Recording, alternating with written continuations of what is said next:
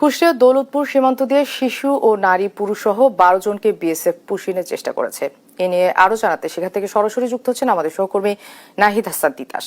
তিতাস, এখন পর্যন্ত পরিস্থিতি কি বলছে বিজিবি?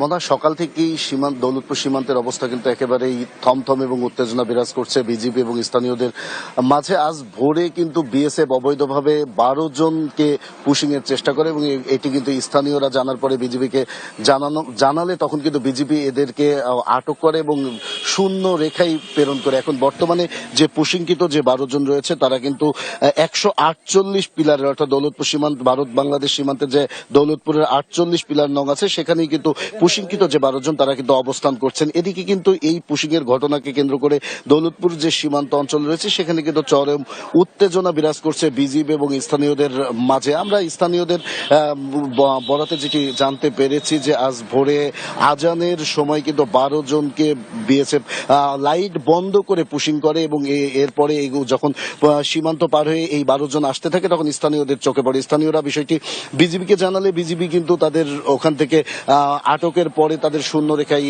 প্রেরণ করে এবং তারা এখন যে 12 জন নারী পুরুষ এবং শিশু রয়েছেন তারা কিন্তু 48 পিলারের কাছে শূন্য রেখায় অবস্থান করছেন। এই ঘটনা কেন্দ্র করে আমি স্থানীয়দের সাথে কথা বলেছি। তারা যেটি বলছে যে আসলে এই অবৈধভাবে যে বিএসএফ এর যে পুশিং এর চেষ্টা, এই পুশিং এর চেষ্টা কিন্তু তারা কোনোভাবেই মেনে নেবে না। তারা যে কোনো মূল্যে বিজিবির সাথে সহ অবস্থানে থেকে কিন্তু এই পুশিং তারা প্রতিরোধ করবে বলে আমাদের জানিয়েছে।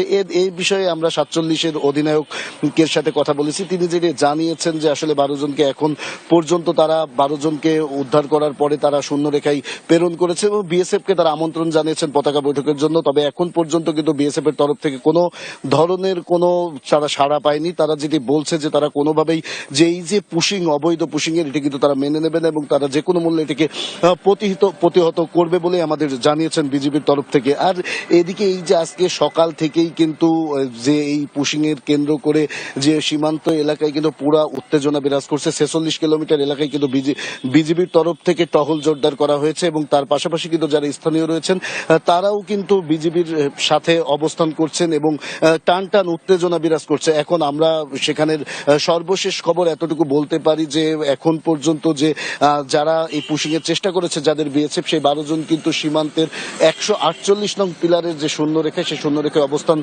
করছেন এবং পতাকা বৈঠকের মাধ্যমে আসলে বিএসএফ ফেরত নেবে কি নেবে না এটি পরবর্তী সংবাদে হয়তো আমরা জানাতে পারবো। এই ছিল কুষ্টিয়ার সীমান্ত থেকে আমার কাছে সর্বশেষ খবর। মনা। তিতাস, আপনাকে ধন্যবাদ। দর্শক, কুষ্টিয়ার থেকে জানাচ্ছিলেন আমাদের সহকর্মী নাহিদ হাসান তিতাস।